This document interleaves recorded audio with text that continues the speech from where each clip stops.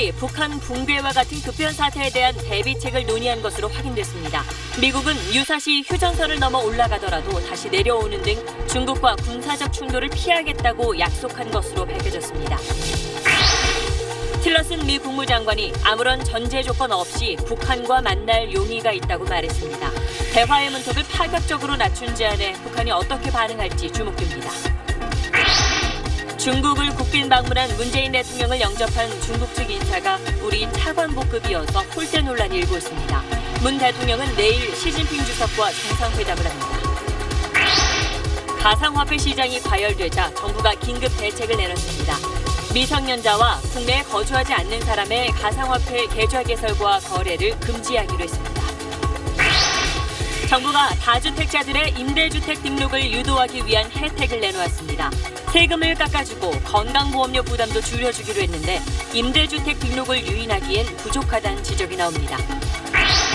잇따르는 쓰레기 수거 환경미화원 사고는 좀처럼 개선되지 않는 열악한 작업 여건이 이유로 꼽힙니다. 장기 수의 계획이 관행화되면서 부정과 비리가 줄지 않는 게 작업 환경 개선을 가로막고 있습니다. 인천에서 큰 불이 나자 소방관이 자신의 산소 마스크까지 벗어주며 건물 안에 고립됐던 4명의 구조를 도왔습니다. 그런가 하면 한파 속에 길에 쓰러진 노인에게 중학생들이 점퍼를 벗어 덮어주고 업어서 집까지 데려다주는 훈훈한 일도 있었습니다. 신세계그룹이 근무 시간을 주 35시간으로 줄이기로 해 화제가 된 가운데 일부 직원들이 임금을 줄이기 위한 회사 측의 꼼수라고 주장하고 나서 논란이 일고 있습니다. 이명박 정부 청와대 김태효 전 기획관과 현 정부 첫 정무수석을 지낸 전병헌 전 수석에 대한 구속영장이 모두 기각됐습니다. 검찰이 강하게 반발하고 있는 가운데 향후 수사에 차질이 예상됩니다.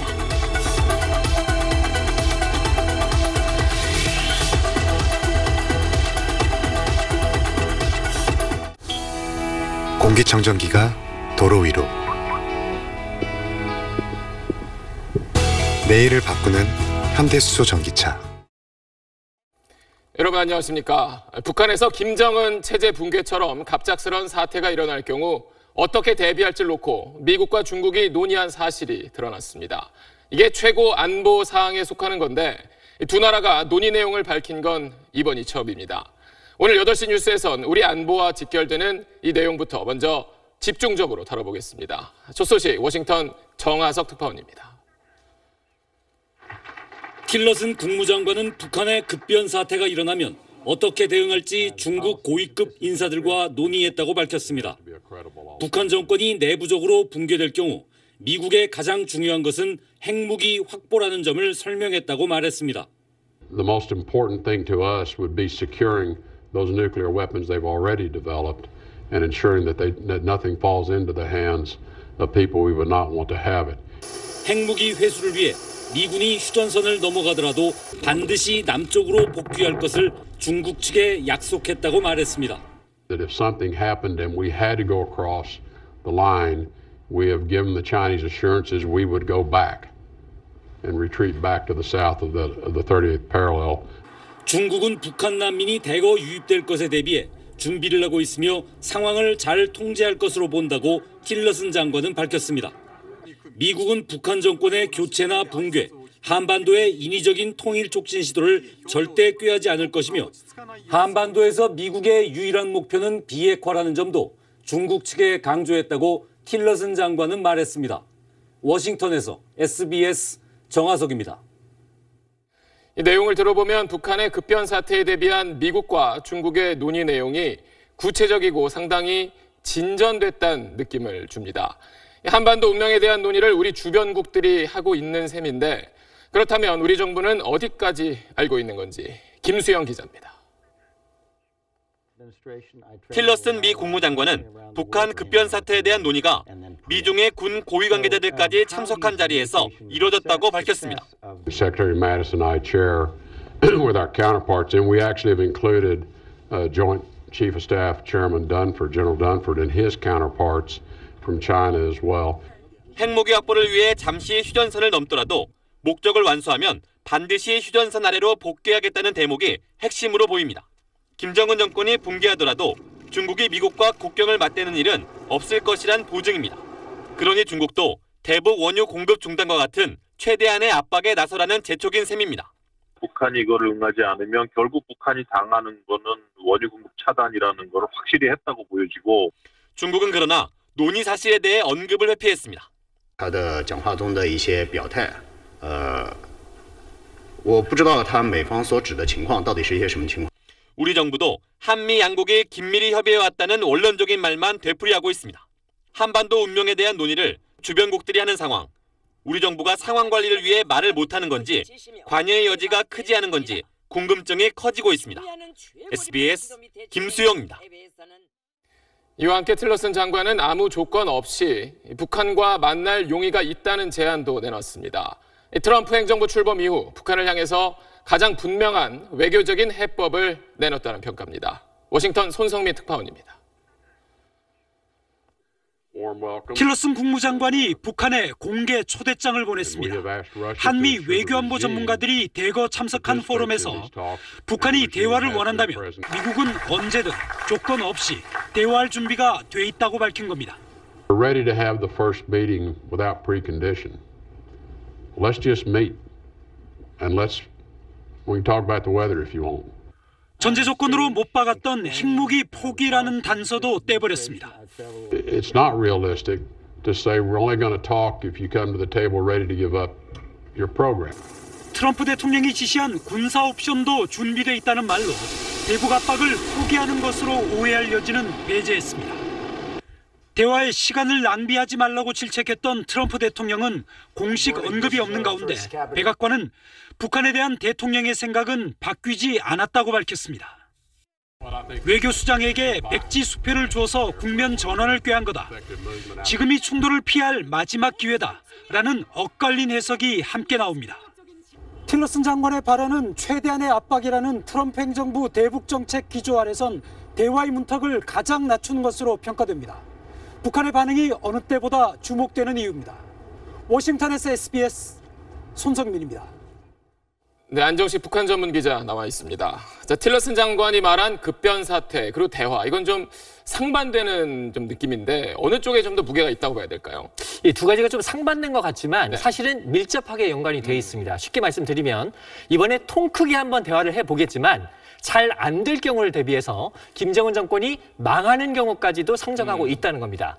오늘 맥메스터 보좌관이 지금이 북한과 무력 충돌을 피할 마지막이자 최고의 기회다라고 얘기를 했는데 이걸 다시 풀어보면은 북한과 한번 마지막으로 할 수 있는 모든 종류의 대화를 다 해보겠다 이런 뜻으로 해석할 수가 있습니다. 자, 그렇다면 좀 조심스럽지만 북한과 미국의 대화가 시작될 수 있다 이렇게 좀 봐도 될까요? 이 북한은 지금 이제 핵 보유국의 위치에서 대화를 하겠다 이렇게 얘기를 하고 있거든요. 그렇기 때문에 이제 대화가 시작되는 데 있어서는 좀 실랑이가 있을 수 있지만 제가 보기에는 내년 초쯤에는 그래도 북미 대화 국면이 한 번에 열리지 않겠느냐 이렇게 봅니다. 다만 대화가 열리더라도 핵 문제와 관련한 입장 차이가 명확하기 때문에 이게 낙관하기는 어려운 상황입니다. 저는 오늘 그 틸러슨 이야기 중에 이제 급변 사태가 좀 더 눈길이 가던데, 그러니까 김정은 체제 이후까지 지금 미국이 상당히 고민을 하고 있다는 거잖아요. 그렇죠. 이제 지금 보면 미중 양국은 기본적으로 지금 이 한반도 상황이 어디로 어떻게 튈지 모르겠다라는 생각을 하고 있는 것 같고요. 그래서 일어날 수 있는 모든 경우에 대비해서 대책을 세워놔야 된다 이렇게 생각을 하는 것 같습니다. 우리 정부가 좀 경각심을 가져야 될 것 같은데요. 물론 우리 정부가 지금 현실적으로 존재하는 김정은 정권과 대화를 해야 되는 건 맞지만 주변국들이 지금 한반도 운명을 놓고 말판을 짜고 있는데 우리도 그 논의 구도에 적극적으로 들어가야 됩니다. 그러니까 우리의 운명을 우리 의사와 관계없이 주변국이 마음대로 재단하는 일은 없도록 우리 정부가 일어날 수 있는 모든 경우를 대비를 해서 좀 적극적인 그런 외교를 좀 펼쳐야 될 시점인 것 같습니다. 네, 알겠습니다. 오늘 잘 들었습니다. 네, 이런 가운데 문재인 대통령이 국빈 자격으로 오늘 중국 베이징에 도착했습니다. 자, 조선족 출신 중국의 외교부 부장 조리가 공항에 영접을 나왔는데 차관보급입니다. 한중 협상을 담당했던 인연이 있다곤 하지만 격이 좀 떨어진다는 논란이 또다시 불거졌습니다. 자, 트럼프 미국 대통령까지 갈 거 없이 지난해 두테르테 필리핀 대통령 때만 봐도 왕위부장, 즉 장관급이 나왔습니다. 당시가 영토 분쟁 때문에 중국이 공들이던 상황이니까 그럴 수 있다고 이해를 하더라도 자, 박근혜, 이명박 전 대통령 때에는 장 차관급 인사가 나왔습니다. 자, 이렇게 뒷말이 무성한 가운데 문재인 대통령이 중국 방문 첫날 일정을 시작했습니다. 현지에서 정유미 기자입니다. 청와대는 영접 나온 쿵시한유 부장조리가 차관급인 부부장 대행이라며 홀대 논란에 선을 그었습니다. 오히려 쿵조리가 10월 31일 사드 합의를 이끈 주역이라며 중국의 합의 중시를 의미한다고 설명했습니다. 그러면서 도착 메시지로는 중국과 역사 연대를 부각했습니다. 문재인 대통령 첫 발언도 난징 대학살에 맞춰졌습니다. 동병상련의 마음으로 희생자들을 애도하며 아픔을 간직한 많은 분들께 위로 말씀을 드립니다. 우리처럼 일제강점기를 겪은 중국에 깊은 동질감을 갖고 있다고도 말했습니다. 노영민 주중대사도 문 대통령 지시에 따라 영접 대신 중국이 대대적으로 준비한 난징 대학살 80주년 추모식에 참석했다고 소개했습니다. 문 대통령은 이어 사드 사태로 피해를 본 경제 분야를 특히 챙겼습니다. 한중 FTA 후속 협상 기대감도 드러냈습니다. 한중 FTA 후속 협상인 투자 서비스 협상에 박차를 가해 FTA 효과를 극대화해 나가겠습니다. 내일 시진핑 주석과의 정상회담에서도 문 대통령은 외부 갈등에 흔들리지 않는 한중 관계를 구축하자는 메시지를 강조할 걸로 예상됩니다. 베이징에서 SBS 정유미입니다. 문을 닫은 지 오래된 한 가게가 매달 수천만 원씩의 매출을 계속 올리고 있습니다. 가락시장에 있는 이 수상한 가게의 비밀, 잠시 뒤 자세히 전해드립니다.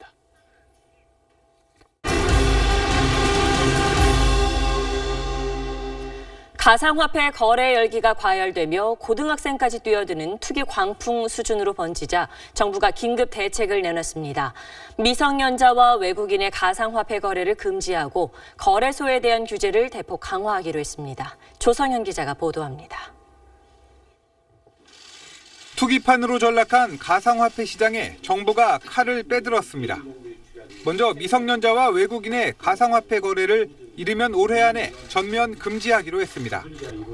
한탕을 노리고 무분별하게 가상화폐 거래에 뛰어드는 상황에서 미성년자부터 보호하겠다는 겁니다. 실명 확인을 거친 본인 계좌를 통해서만 거래할 수 있게 하고 투기 심리 자극을 막기 위해 은행 같은 금융기관이 가상화폐를 사거나 보유할 수 없도록 했습니다. 거래소 규제는 대폭 강화됩니다. 해킹이나 개인정보 유출에 대비해 보안을 강화하도록 했습니다. 가상화폐 거래로 거둔 수익에 세금을 부과하는 방안도 검토하고 있습니다. 주식과 같은 금융상품으로 본다면 당연히 여기에서 발생한 소득에 대해서는 과세를 하는 게 마땅하다 이렇게 볼 수가 있고요. 하지만 당초 예상됐던 거래 전면 중단이나 투자 금액 제한 같은 고강도 조치는 빠져 가상화폐 업계는 오히려 안도하는 분위기입니다. 정부 규제 대책 발표로 크게 하락할 것이란 예상과 달리 국내 비트코인 가격은 소폭 하락하는 데 그쳤습니다. 이번 대책 발표가 투기 과열을 잠재울 수 있을지 회의적인 전망도 나오고 있습니다. SBS 조성현입니다. 우리나라에서 가상화폐 투자 열기는 단시간에 너무 뜨겁게 달아올랐죠. 변동성이 매우 큰 만큼 뒤늦게 뛰어든 일반인 투자자들의 피해가 우려되는데 미국 CNN 방송은 우리나라에서의 이런 이상 열기에 대해 집중 보도하기도 했습니다. 이어서 정연 기자가 전합니다. 가상화폐 투자 관련 소식을 스마트폰을 통해 주고받는 속칭 펌핑방, 즉 모바일 투자방입니다. 이곳에 접속해 투자 정보를 얻으려는 사람이 매일 2만 명을 웃돕니다. 0.1 비트코인 정도 받고 걔네들한테 먼저 자료를 주고 그다음에 이런데 좀 사람 많이 들었는데 또 뿌리고. 미국 CNN 방송은 비트코인이 휩쓴 한국이라는 심층 보도를 통해 광풍에 가까운 한국의 이런 가상화폐 이상 열기를 소개하기도 했습니다. 3 of the top 15 virtual currency exchanges are located here. 현재 전 세계 가상화폐 종류는 비트코인과 이더리움을 포함해 1,300여 개. 변동성이 더 큰 군소 가상화폐들이 계속 등장하고 있어 위험성은 점점 높아지고 있습니다. 크게 수급을 좌우하는 거를 고래라고 부르더라고요. 시가총액이 작은 애들 같은 경우는 보통적으로 거래가 많이 없기 때문에 한번 수급이 싹 쏠리면은 가격 변동이 되게 크게 일어납니다. 투자자들의 큰 피해가 우려되자 은행들은 국내에서 가상화폐 거래를 위해 필요한 기존 계좌를 폐쇄하거나 신규 개설을 중단하기로 했습니다. 해킹 사고가 빈발하는 데다 정부의 규제 강화 움직임에 동참하고 있는 겁니다. SBS 정연입니다. 다음 소식입니다. 정부가 집을 여러 채 가진 사람이 임대사업자로 등록하면 세금과 건강보험료를 깎아주겠다고 발표했습니다. 2년마다 이사 다니기 바쁜 전월세 세입자들의 어려움을 줄이겠다는 게 정부의 목표입니다. 먼저 이강 기자가 보도합니다. 정부는 먼저 임대주택 등록 시 발생하는 건강보험료를 감면해주기로 했습니다. 은퇴의 피부양자였던 집주인은 2019년부터 154만 원의 건보료를 내야 하지만 8년 장기 임대로 사업자 등록을 하면 31만 원만 내면 됩니다. 또 소득세 혜택도 받습니다. 집수리나 관리비 같은 필요 경비의 공제율을 높여 임대소득 1,333만 원까지 세금이 면제됩니다. 연 임대 수익이 2천만 원인 집주인이 8년 장기 임대로 등록하면 임대소득세가 절반으로 줄어들고 등록 안 한 경우는 큰 폭으로 늘어납니다. 새 제도는 2019년부터 적용됩니다. 등록된 임대주택은 임대료 인상을 연 5% 이내로 제한하고 4년 혹은 8년의 임대기간도 보장됩니다. 결국 임대주택 등록을 유도해 세입자를 보호하겠다는 겁니다. 2년에 한 번씩 껑충 뛰어버린 전월세 때문에 더 멀고 좁은 곳으로 떠밀리는 소위 전월세 난민이 된 지 오래입니다. 다주택자들의 반응은 연령과 혜택 정도에 따라 엇갈립니다. 직장생활과 임대사업자를 병행하고 싶은 계획을 갖고 있다 보니까 일단 등록하는 게 유리한 것 같아요. 자영업이라는 데 사업도 하고 있고 또 그러면 또 임대업도 하고 있고 이러면 저희 세무조사나 타겟이 될 수가 있어서 그런 고민을 좀 많이 하고 있는 상태입니다. 부동산 전문가들은 8년 장기 임대주택에 혜택이 집중된 것은 아쉽지만 정부의 강한 규제 속에 고민하던 다주택자들에게 퇴로를 열어주는 효과가 있을 것으로 전망했습니다. SBS 이강입니다. 이런 유도책을 통해 임대주택 등록이 늘어나면 세입자를 보호할 수 있다는 게 정부 설명이지만 여전히 부족하다는 지적도 나옵니다. 다른 어떤 대책보다 전월세 상한제를 바로 시행해야 한다는 요구도 있습니다. 김혜민 기자의 보도입니다. 정부는 그동안 세입자가 전세금 반환 보증보험에 가입할 때 필요했던 집주인의 동의 절차를 폐지하기로 했습니다. 또 임대차 분쟁이 있을 때 집주인이 응하지 않더라도 조정 절차에 들어갈 수 있게 됩니다. 관심을 모았던 전월세 상한제와 계약 연장 청구권은 2020년 이후 검토한다고 밝혔습니다. 임대주택 등록을 늘려 관련 통계를 확보하는 것이 먼저라는 겁니다. 하지만 서울만 해도 세입자 가구가 전체의 60%에 달하는 현실에서 정부가 머뭇거리기만 한다는 비판도 나옵니다. 당장 전셋값 인상 요구에 시달리는 세입자들의 반발이 거셉니다. 모은다고 모으고 아껴 쓴다고 써도 열심히 대출을 갚았다고 생각을 했는데 재계약 시점이 되면 또 그거 이상의 대출을 또 안게 되고. 시민단체들도 대통령 공약대로 도입을 서둘러야 한다는 입장입니다. 정부가 주는 혜택보다 전월세 값을 더 올리는 집주인들이 많아 임대주택 등록이 빠르게 늘어날 거란 보장이 없다는 겁니다. 실제 그 임대 등록 유도가 쉽지 않을 거다. 그렇게 되면 최소한 4, 5년간은 세입자들이 혜택을 못 받고. 미국이나 일본처럼 임대료가 비싼 대도시부터 우선 도입하는 방안이 필요하다는 의견도 나오고 있습니다. SBS 김혜민입니다. 환경미화원 근무 환경 개선을 위한 연속 보도. 오늘은 이들의 고용 문제를 짚어봅니다. 길거리 청소와는 달리 쓰레기를 수거하는 환경미화원은 지자체 소속이 아니고 민간 용역업체 직원입니다. IMF 이후 비용 절감을 이유로 작업을 분리해 민간에 용역을 주고 있는 건데 문제는 특정 업체가 장기간 수의 계약으로 독점하고 있는 상황이어서 미화원 작업 환경 개선이 어렵다는 겁니다. 장세만 기자가 보도합니다. 서울 마포구의 일반 주택은 17만 가구, 주민 38만 명에 달합니다. 매일 쏟아지는 쓰레기만도 250톤이 넘습니다. 이 많은 쓰레기를 매일 밤마다 치워야 하는 미화원은 불과 143명. 미화원 1명이 1,100가구를 맡은 꼴이고 혼자서 치우는 쓰레기가 연간 660톤이 넘습니다. 쉴 새 없이 뛰지 않을 수 없고 그러다 보니 부상이 속출할 수밖에 없습니다. 하루에 16시간, 18시간씩 일을 하고 다음에 또 3-4시간 잠자고 또 바로 나와야 되는 상황이고요. 매일 밤 9시부터 새벽 6시까지 주 6일을 연속해서 일하지만 한 달 급여는 300만 원 정도입니다. 적은 급여에 작업 여건이 나아지지 않는 데에는 위탁 시스템이 한몫합니다. 마포구의 쓰레기 수거 미화원들도 모두 4개 위탁업체 소속입니다. 위탁이 되면서 책정되는 임금이 전체가 회원한테 안 오니까. 이런 과중한 경무를 막기 위해 지자체마다 연구 용역을 통해 구역별 적정 작업자 인원수를 산정해놨지만 말뿐입니다. 수도권의 한 쓰레기 수거업체가 지자체에 신고한 작업원 명부. 시청에서 제시한 적정 인원 24명을 모두 고용한 걸로 나옵니다. 하지만 미화원 동료도 모르는 이름이 3명이나 끼어 있습니다.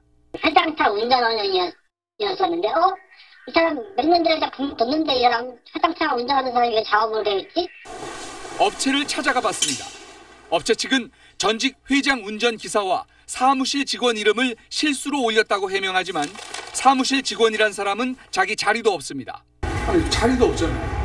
돌아다니가 밖에 일을 하니까 어디 민원 생겼다고 가서 민원 체크해야 되고.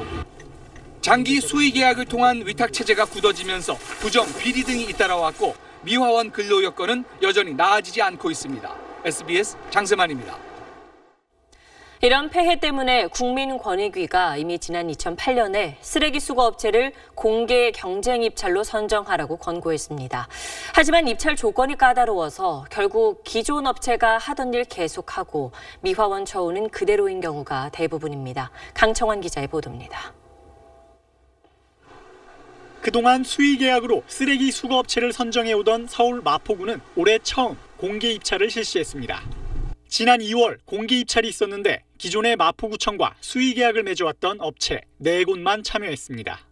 결국 기존 업체 4곳이 구청이 제시한 용역비의 100%에 가까운 금액을 받는 조건으로 마포구 청소구역을 나눠 가졌습니다. 기존 업체가 기존 구역을 그대로 물려받으면서 업체 간 담합 의혹도 불거졌습니다. 80% 후반대나 90%대에서 이루어지고 있는데 이거 같은 경우는 거의 100%에 육박하고 있으니 의혹이 있을 수밖에 없는 일이죠. 마포구가 입찰 조건을 지나치게 까다롭게 내세워 신규 업체 진입을 가로막고 기존 업체에만 유리하게 줬다는 지적도 나왔습니다. 특히 낙찰업체가 영업구역을 미리 변경해 놓아야 한다는 조항은 신규 업체에는 사실상 불가능한 일이라고 청소 위탁업체들은 입을 모읍니다. 사람값이 다 예비 준비하고 있으면 한 달 걸리는데 시간 여유 중에 3-4일밖에 없는데 어떻게 해요? 마포구는 이런 점을 인정하면서도 관련 법규에 따랐을 뿐이라고 해명했습니다. 이것이 우리가 하는 것이 아니라 그리고 관건에 정해져 있는 거죠? 어디에 뭐? 또 업체가 입찰을 받으려고 낮은 입찰가를 써내다 보니 미화원 임금도 10% 가까이 줄었다는 게 미화원들의 주장입니다. 지난 2014년 고양시에선 수거 업체를 선정하면서 서로 짜고 입찰가를 높게 책정한 혐의로 공무원 2명과 업체 직원 16명이 형사 입건되기도 했습니다. 눈 가리고 아웅식의 공개 입찰 과정에서 혈세는 축나고 환경미화원 처우는 제자리 걸음만 거듭하고 있습니다. SBS 강청환입니다. 오늘 오전 인천의 한 공사 현장에서 큰 불이 났습니다. 현장에 출동한 한 소방관은 마스크까지 벗어주면서 4명을 구조한 뒤에 정작 자신은 연기를 마셔 병원으로 옮겨졌습니다. 전형우 기자입니다. 공사 중인 8층 건물이 검은 연기로 뒤덮였습니다. 오전 9시 반쯤 인천 서구의 건설 현장에서 불이 났습니다. 지하 1층에서 난 불이 스티로폼에 옮겨붙어 순식간에 지상층으로 번졌습니다. 현장에서 일하던 51살의 정모 씨가 숨졌습니다. 다른 21명은 연기를 마셔 병원으로 옮겨졌는데 이 중 1명은 위독합니다. 위에 보시면 크레인에 매달려가지고 구해달라고 했던 분들도 있고요. 그 다음에 벽 쪽에서 소리 지르시는 분들도 있고요. 불이 꺼진 지 한참 지났지만 처음 화재가 시작된 이곳 지하주차장은 아직 공기가 매캐하고 외벽과 공사 자재들에도 그 흐름으로 검게 변한 상태입니다. 이번 화재는 근로자 한 명이 지하 1층에서 얼어붙은 바닥을 녹이려고 휘발유를 붓고 라이터를 켰다가 발생했습니다. 연기가 가장 심했던 지하 1층에서 한 소방관은 고립된 4명을 구했습니다. 보조 마스크는 물론이고 자신의 산소 마스크까지 벗어주며 4명을 데리고 나온 겁니다. 배신 연기를 마신 소방관은 병원으로 옮겨졌습니다. 새벽에 오셔가지고 이동을 못하니까 이동하기 힘들겠다 생각해서 드리니까 또 약간 진정이 되시는 것 같더라고요. 검은 잿더미를 뒤집어 쓰고 혹은 자신이 병원에 실려가기도 하는 소방관들은 위기의 순간에 오직 한 생각밖에 없다고 강조합니다. 어떻게든 데리고 나가야겠다는 생각밖에 안 들었습니다. SBS 전영호입니다. 네, 이렇게 강추위도 녹일 만한 훈훈한 소식 하나 더 전해드립니다. 한파에 쓰러진 어르신에게 입고 있던 패딩을 벗어서 덮어드린 중학생들이 요즘 화제가 되고 있는데 SBS가 이들의 선행이 담긴 CCTV를 확보했습니다. 김관진 기자입니다. 서울 동대문구의 시장골목. 한 할아버지가 비틀거리며 벽을 잡고 서더니 이내 뒤로 넘어집니다. 일어나 다시 걷길 잠시. 이번엔 아예 길에 푹 쓰러집니다. 영하 11도의 혹한. 한두 명의 시민은 쓰러진 할아버지를 보고만 지나갑니다. 이렇게 1분간 길에 방치된 뒤 이곳을 지나던 한 무리의 학생들이 발걸음을 멈춥니다. 119도 부르고 그래서 119는 저쪽으로 들어왔었는데 나중에 큰일 났겠죠. 뭘 그 학생들 아니. 한 학생이 재빨리 할아버지를 자신의 무릎에 기대게 하고 또 다른 학생은 자신의 패딩 점퍼를 벗어 할아버지를 덮어줍니다.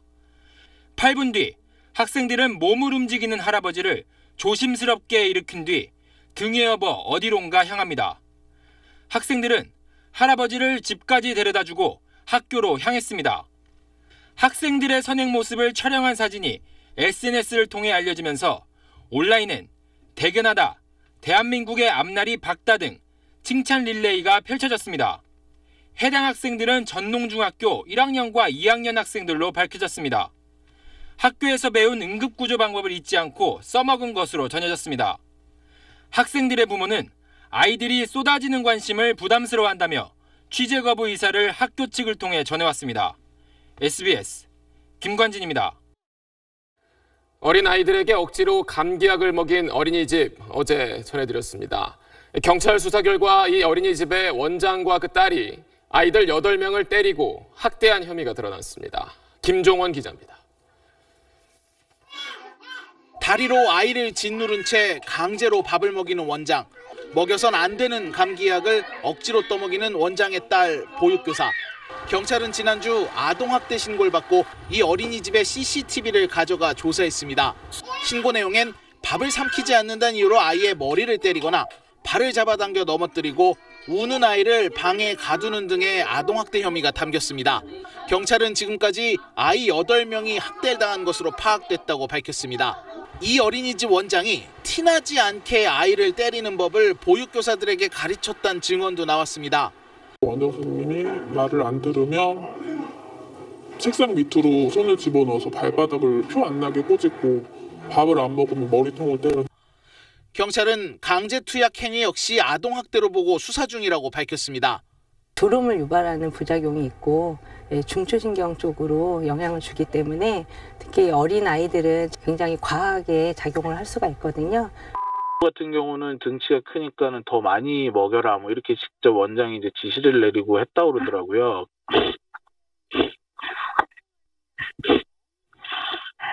왜 먹이는 거예요? 거기 엄마들이 다 직장 엄마라 그랬거든요. 노는 엄마가 없어요. 그래서 어쩔 수 없이 보낸 것 같은데. 인천의 관할구청은 원장과 딸의 직무집행을 정지하고 수사 결과를 봐서 징계 수위를 정하겠다고 밝혔습니다. SBS 김종원입니다. 서울 가락시장에 문 닫은 지 2년이 지난 가게가 있는데 시장에서 퇴출되지도 않고 심지어 매달 수천만 원씩 매출도 올리고 있습니다. 주변에 있는 몇몇 가게가 매출을 몰아주고 있다는데 이게 어떻게 된 건지 이호건 기자입니다. 서울 가락시장의 청과물 가게는 일찍 문을 엽니다. 하지만 구석의 한 가게는 문이 굳게 닫혀 있습니다. 사장님이 영업을 안 하죠? 장사 안 한 지 얼마나 됐어요? 그쵸. 오래됐죠. 뭐 한 2년 됐다는 얘기가 있어요. 네, 오래됐어요. 가락시장에선 월 매출을 8천만 원 아래로 3번 기록하거나 석 달 연속 매출이 없는 가게는 바로 쫓겨납니다. 그런데 이 가게는 2년 넘게 문 한 번 안 열고도 폐점을 피해갔습니다. 실적은 좀 올렸다고 봐야죠. 장사를 안 해도 어떻게 이렇게 그래서 모르겠어요.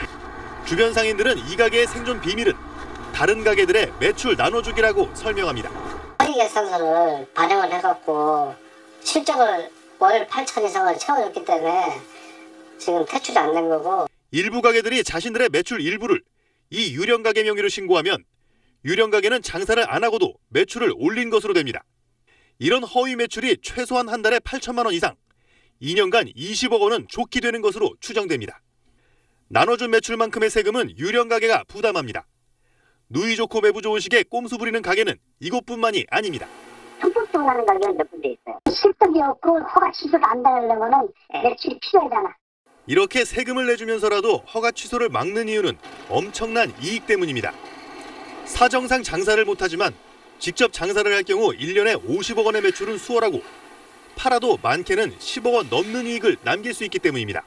팔아먹으면 몇십억이 생기는데 한 달에 뭐 한 3, 4억 올리기 쉬우니까 그래서 그때 1년에 뭐 한 50억 뭐 많게는 몇백억씩 하고. 이 유령 가게는 상인들의 신고로 지난 7월에야 퇴출됐습니다. 감독을 맡은 서울시 농수산식품공사는 이런 편법을 전혀 알지 못했다고 답했습니다. SBS 이호건입니다. 아파트 경비원들은 밤에 초소에서 쉬면서 비상 상황에 대비하는 경우가 많습니다. 그런데 서울 강남의 한 아파트 입주민들이 경비원이 초소에 있는 시간은 휴식 시간이라면서 급여를 주지 않았는데 대법원이 근무 시간으로 인정해야 한다고 판단했습니다. 윤나라 기자입니다. 서울 강남의 한 아파트입니다. 24시간 막교대로 일하던 이 아파트 경비원들은 자정부터 새벽 4시까지는 초소에서 쉬면서 화재 같은 비상 상황에 대비했습니다. 쉬지요. 잠에서 이제 겨들겨들 이제 돌아가면서 순찰을 통제. 아파트 주민들은 이 4시간의 야간 초소 휴식 시간을 근무 시간에서 제외하고 경비원들에게 급여를 지급했습니다. 경비원들이 부당하다며 소송을 냈지만 1심과 2심 재판부도 입주민들의 지휘 명령 없이 자유로운 이용이 보장된 휴게 시간은 근무 시간에 포함될 수 없다며 입주민들의 손을 들어줬습니다. 하지만 대법원은 야간 휴식 시간도 근무의 연장으로 인정해 원심을 깨고 사건을 돌려보냈습니다. 입주자 대표가 경비원들에게 자정부터 새벽 4시까지는 조명을 켜고 의자에서 옅은 잠을 자면서 비상시에 대응하라고 지시한 사실이 있는 만큼 근무에 해당한다는 겁니다. 대기 시간이나 휴식 수면 시간이더라도 근로자의 자유로운 이용이 보장된 것이 아니고 실질적으로 사용자의 지휘 감독 안에 놓여 있다면 근로 시간에 포함된다는 취지입니다. 다른 아파트에서도 경비원들의 야간 휴게 시간을 근무 시간에서 제외하는 경우가 많아 비슷한 문제 제기가 이어질 가능성이 높습니다. SBS 윤나라입니다. 오늘 새벽 서울 대림동의 한 골목길에서 20대 중국 동포가 흉기에 찔려 숨졌습니다. 경찰이 유력한 용의자를 찾아내긴 했는데 이미 출국한 뒤였습니다. 안상우 기자입니다. 어두운 새벽, 인적이 드문 골목길에서 두 남성이 몸싸움을 벌입니다. 잠시 떨어지더니 이내 한 남성이 그대로 고꾸라집니다. 현장에 도착한 경찰과 소방대원이 심폐소생술을 해보지만 이 남성은 꿈쩍도 하지 않습니다. 병원으로 옮겨졌지만 때는 이미 늦은 상태였습니다. 오늘 새벽 4시 반쯤 서울 대림동에서 중국 동포 26살 A씨가 왼쪽 가슴을 한 차례 흉기에 찔려 숨졌습니다. 구급대원이랑 경찰분들 다 여기 와 있었고 심폐소생술 하고 있는 중이었어요. 크게 뭐 반응은 없었던 것 같아요. A씨는 3년 전 취업비자를 받고 중국에서 우리나라로 와 생활해온 것으로 조사됐습니다. 당초 경찰은 A씨가 폭행을 당해 숨진 것으로 파악했습니다. 하지만 A씨가 흉기에 치명상을 입어 숨진 것을 확인한 경찰은 누군가 의도성을 갖고 A씨를 살해한 것으로 보고 있습니다. 사고 현장 CCTV 분석 등을 통해 경찰은 유력 용의자를 특정했습니다. 하지만 출입국 기록을 조회한 결과 용의자는 이미 국외로 출국한 것으로 전해졌습니다. 출입국 신청해가지고 해외로 나가는 것이 거의 확인된 것 같아요. 또 경찰은 용의자 신병 확보를 위해 체포영장을 발부받고 인터폴에 공조수사를 요청했습니다. SBS 안상우입니다. 어제 선출된 자유한국당 김성태 원내대표가 앞으로 한국당 빼놓고 거래하면 여야 관계는 끝장날 거라는 경고성 발언을 했습니다. 이런 강경 기류가 반영된 듯 실제로 오늘 무난히 처리될 줄 알았던 5.18 특별법과 군 의문사 진상규명 특별법에 제동이 걸렸습니다. 최지영 기자입니다. 국회 인사에 나선 김성태 자유한국당 신임 원내대표. 얼굴은 웃었지만 메시지는 단호했습니다. 제1야당에 대한 패싱은 결코 용납하지 않겠다였습니다. 손쉽게 잡을 수 있는 국민의당하고 거래 먼저 해버리면은 저는 앞으로 여야 관계 아마 끝장난다고 해도. 이런 대여 강경 기조는 오늘 상임위 법안 심사에서 그대로 드러났습니다. 순조로운 상임위 통과가 예측됐던 5.18 민주화운동 진상규명특별법과 군 사망사고, 즉 의문사 진상규명특별법 처리가 불발됐습니다. 어제까지 잠자코 있던 한국당 의원들이 갑자기 공청회 개최를 주장하고 나온 겁니다. 여당 의원들은 공청회 핑계로 억지 부린다고 비판했습니다. 국방에서 언제 무슨 내용 공청회했다고 지금 또 이 내용으로 막는 것인지 묻지 않을 수가 없습니다. 군에서 자식을 잃은 가족들은 법안 통과를 기대하며 옆방에서 기다리다가 망연자실했습니다. 22년을 기다리고 계신 분도 있어요. 냉동고에 있는 사람들도 있고. 다음 주까지 임시국회가 열려있긴 하지만 의원들 해외 출장 등이 겹쳐 두 법안 논의는 자칫 해를 넘길 가능성이 커졌습니다. SBS 최재영입니다. 이명박 정부 청와대 김태효 전 기획관과 현 정부 첫 정무수석을 지낸 전병헌 전 수석, 이 두 사람에 대한 구속영장이 오늘 새벽 나란히 기각됐습니다. 각각 군사이버사 댓글 공작에 가담했다는 혐의, 억대의 뇌물을 받았다는 등의 혐의였습니다. 법원은 두 사람 모두 범죄 성립에 다툼의 여지가 있다고 판단했습니다. 검찰은 강력 반발하고 있습니다. 박현석 기자의 보도입니다. 검찰은 당초 김관진 전 장관에서 김태효 전 청와대 기획관으로 이어지는 군 댓글 공작 사건의 정점에 이명박 전 대통령이 있을 것으로 의심했습니다. 그러나 지난달 김 전 장관 석방에 이어 오늘 새벽 김 전 기획관에 대한 구속영장까지 기각되면서 궤도 수정이 불가피해졌습니다. 검찰은 보강조사에 나설 계획이지만 김 전 기획관에 대한 영장 재청구 여부는 선뜻 결정하지 못하고 있습니다. 두 번째 영장까지 기각된 전병헌 전 수석에 대한 수사는 부담이 더 커졌습니다. 현 정권 청와대 수석 출신에 대해 3차 영장을 청구하는 것부터 껄끄러워졌습니다. 더욱 겸손한 마음으로 최선을 다해서 저의 결백을 입증해 가는데 최선을 다하도록 하겠습니다. 검찰 관계자는 뇌물이 의심되지만 범행 관여 범위에 다툴 여지가 있다는 영장 기각 사유는 처음 본다며 다툴 여지가 없는 사건은 존재하지 않는다고 법원의 결정을 강하게 비판했습니다. 검찰 일각에서는 법원이 검찰 수사 전반에 제동을 걸려는 것 아니냐는 불만까지 나오고 있습니다. 하지만 법원 내부에서는 구속 수사에만 집착하는 검찰의 수사 관행을 바꾸라는 메시지가 일련의 영장 기각 결정에 포함된 것이라는 분석이 많습니다. SBS 박현석입니다. 중국에서 난징 대학살 80주년을 맞아 시진핑 주석이 참석한 가운데 대대적인 추모식이 치러졌습니다. 가해자인 일본에 대해 중국은 예상과 다르게 유화적인 메시지를 내놨습니다. 베이징 편상욱 특파원입니다. 일본군이 자행한 난징 대학살 80주년을 맞아 중국 전역에서 대대적인 추모식이 열렸습니다. 학살 현장인 난징에서 열린 추모식엔 시진핑 주석을 비롯한 국가 지도부가 대거 참석했습니다. 노영민 주중 대사도 한국을 대표해 참석했습니다. 추모사는 위정성 상무위원이 맡았습니다. 중일전쟁 당시 국민당 정부 수도였던 난징을 점령한 일본군이 중국 측 추산 30만 명 이상을 학살한 사건에 대한 비난을 잊지 않았습니다. 그러나 중국과 일본 국민 모두 어렵게 얻은 평화를 더 소중히 여겨야 한다며 유화적인 메시지를 내놓았습니다. 中国人民愿同世界各国人民一道推动构建人类命运共同体. 희 주석이 직접 참석해 일본에 대해 과거사 반성을 요구하면서도 추모사는 위 상무위원에게 맡겨 일본과 관계를 개선하겠다는 뜻도 보였다는 해석입니다. 중국은 지난 2014년부터 난징 대학살이 시작된 12월 13일을 공식 기념일로 지정해 기리고 있습니다. 시 주석이 추모식에 참석한 건 첫 행사 이후 3년 만으로 중국은 관영 매체를 통해 추모식을 생중계하며 추모 열기를 고조시켰습니다.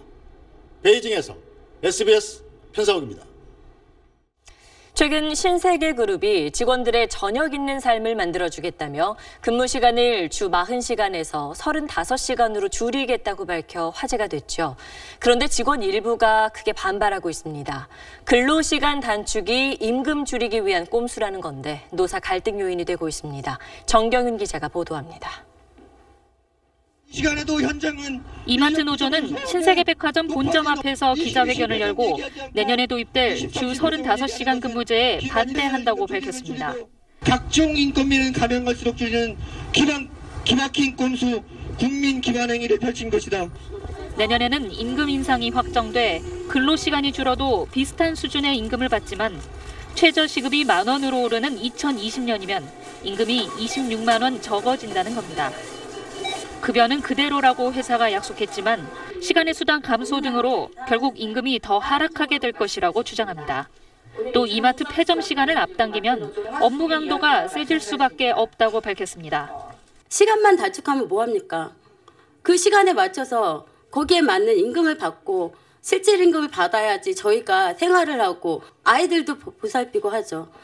신세계그룹은 매년 임금 협상을 하기 때문에 직원들의 임금이 떨어질 것으로 미리 예단하기 어렵고 근로시간 단축에 따라 불필요한 업무를 줄이는 방안을 준비하고 있다고 밝혔습니다. SBS 정경윤입니다.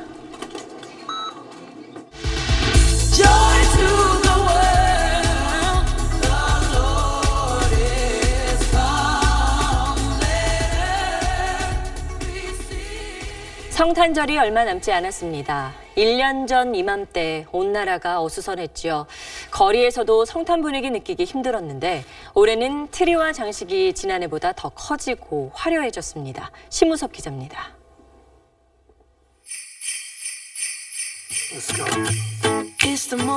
건물 전체에서 화려한 빛이 쏟아져 나옵니다. 사람들은 발걸음을 멈추고 사진 찍기에 여념이 없습니다. 지난해 말 혼란스러웠던 나라 상황 때문에 거리에서 트리도 장식도 거의 볼 수 없었는데 올해는 많이 다릅니다. 1년 전에는 규모도 많이 축소됐었는데 올해는 화려하니까 간만에 이렇게 정말 연말 분위기도 느낄 수 있는 것 같고 10m가 넘는 대형 트리, 그 주위엔 기차 마을이 꾸며집니다. 벌써 SNS를 통해 사진빨이 좋은 곳으로 유명세를 타면서 외국인들도 찾아옵니다. すごくやっぱり入ってきた瞬間に大きいしインパクトがあるのでお客さんも皆さん楽しんで写真が撮れるんじゃないかなと思います. 올해 장식은 복잡한 구성보다는 색상은 단순하게 하고 조명으로 옷을 갈아입듯 꾸며 은은함과 강렬함을 표현하는 게 대세입니다. 때만 되면 등장하는 진부함이 아닌 패션처럼 하나의 흐름을 보여주는 겁니다. 감동할 수 있는 이런 요소를 자꾸 찾다 보니까 더 크기도 하고 조명도 예년하고 다른 걸 쓰려고 애쓰고 그 해마다 그걸 계속 찾아다니는 게 일이에요. 잘 꾸민 트리를 보며 우울했던 지난해와 달리 올해는 즐기면서 마무리했으면 좋겠습니다. SBS 심우섭입니다. 네이버의 공인중개사 등급제가 업계 출혈 경쟁을 유발한다고 어제 보도해드렸는데 네이버가 그 제도를 폐지하기로 했습니다. 네이버는 지난달 허위 매물을 없애겠다며 도입한 우수활동 중개사 제도가 오해를 샀다며 폐지 이유를 밝혔습니다. 일부 지역 공인중개사들은 네이버의 등급제가 중개업자의 광고 경쟁을 부추긴다며 집단으로 네이버에서 매물 광고를 내렸습니다. 에어비앤비를 통해 자신의 민박집에 예약하고 머무른 한국인 여성 숙박객을 성폭행한 혐의로 기소됐던 일본인 민박집 주인이 징역 4년을 선고받았습니다. 일본 NHK에 따르면 후쿠오카 지방재판소는 일본인 민박집 주인 34살 오사베 소이치에게 징역 4년을 선고했습니다.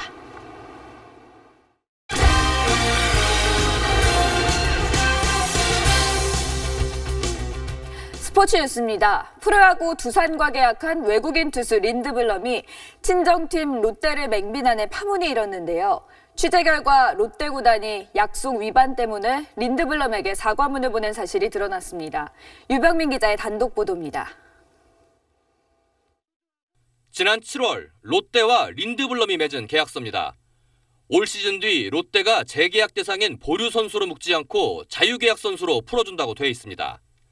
그런데 롯데는 지난달 24일 보류 선수에서 제외되면 롯데와 재계약이 불가능하니 보류 선수 명단 제출 마감 시한인 다음 날까지 재계약 여부를 결정하라고 린드블럼에게 재촉합니다. 외국인 선수는 보류 선수 명단에서 제외돼도 원소속 팀과 재계약할 수 있다는 KBO의 규약 해석과는 상반된 주장이었습니다. 린드블럼은 재계약 제안을 거부한 뒤 KBO에 문의해 롯데가 잘못된 주장을 했음을 확인하고 강력하게 항의했습니다. 롯데는 단장 명의로 사과문까지 보냈지만 계약 내용과 달리 린드블럼은 롯데의 보류 선수 명단에 포함돼 있었습니다. 이런 가운데 롯데는 린드블럼이 딸의 건강 문제로 재계약을 고민 중이라는 입장을 여러 차례 밝혔습니다. 계약 불발의 책임이 선수에게 있다는 발언에 결국 린드블럼은 SNS를 통해 롯데를 공개적으로 비난했습니다. 롯데 구단은 SBS의 질의에 구단 내부 및 선수와 의사소통에 문제가 있었다고 인정했습니다. SBS 유병민입니다. 프로야구 정규 시즌과 한국 시리즈 MVP를 석권했던 기아 에이스 양현종 투수가 생애 처음으로 골든글러브까지 차지해 최고의 한 해를 완성했습니다. 소환욱 기자입니다. 포토제닉상을 받고 멋진 포즈로 시상식장에 열기를 끌어올린 양현종은 기자단 투표에서 90.5%의 압도적인 지지로 투수 부문 골든글러브를 수상했습니다. 사상 첫 정규 시즌과 한국 시리즈 MVP 동시 석권이라는 압도적인 활약 앞에 경쟁자가 없었습니다. 야구 선수라면 누구나 한 번쯤은 좀 꿈꿔와본 상이라고 생각하고 마지막에 이렇게 큰 상을 받게 돼서 너무나 좀 영광스럽게 생각하고 있습니다. 양현종 외에도 우승팀 기아 선수들이 쉴 새 없이 무대에 올랐습니다. 이루수 안치홍이 NC 박민우를 불과 6표 차로 제쳤고 유격수 김선비는 넥센 김하성을 멀찌감치 따돌렸습니다. 최용우와 버나디나는 롯데 손아섭과 함께 외야수 부문 황금 장갑을 차지했습니다. 삼성으로 이적한 포수 강민호는 롯데 팬들에게 인사하며 눈시울을 붉혔습니다. 여러분들에게 받은 사랑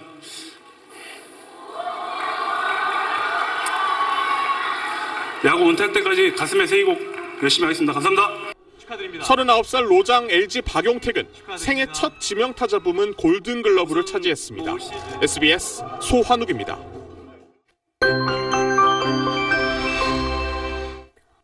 이번 주 내내 한파가 이어지고 있는데요. 내일 아침 출근길도 추위가 계속됩니다. 서울의 아침 기온 영하 9도까지 내려가겠습니다. 모레가 되면 기온이 조금 오르긴 하겠지만 여전히 평년 기온을 밑도는 곳이 많겠습니다. 서울을 포함한 중부와 일부 남부지방으로는 한파주의보가, 내륙지방은 한파경보가 계속됩니다. 메마른 날씨도 이어지고 있는데요. 특히 동해안 지방은 2주 연속 건조특보가 발효 중이니까요. 각별히 불조심하셔야겠습니다. 내일도 맑은 날씨가 이어지다가 점차 구름이 많아지겠습니다. 서울의 낮 기온은 영상 1도로 나흘 만에 낮 기온이 영상권으로 오르겠습니다. 남부지방 전주의 아침 기온은 영하 8도, 대구 영하 7도 선까지 내려가겠습니다. 모레 밤부터 주말 사이에는 전국적으로 눈과 비가 내리겠고요. 이후로 일요일에는 다시 기온이 큰 폭으로 떨어지겠습니다. 날씨였습니다. 연기 속에서 마스크를 벗어주고 또 추위에 옷을 덮어주는 게 해야 할 일 같지만 결코 쉽지 않은 일입니다. 그래도 세상이 아직 살만한 곳이란 걸 새삼 느끼게 해준 학생들과 소방관께 감사하다는 말 전하면서 오늘 8시 뉴스 마치겠습니다. 고맙습니다.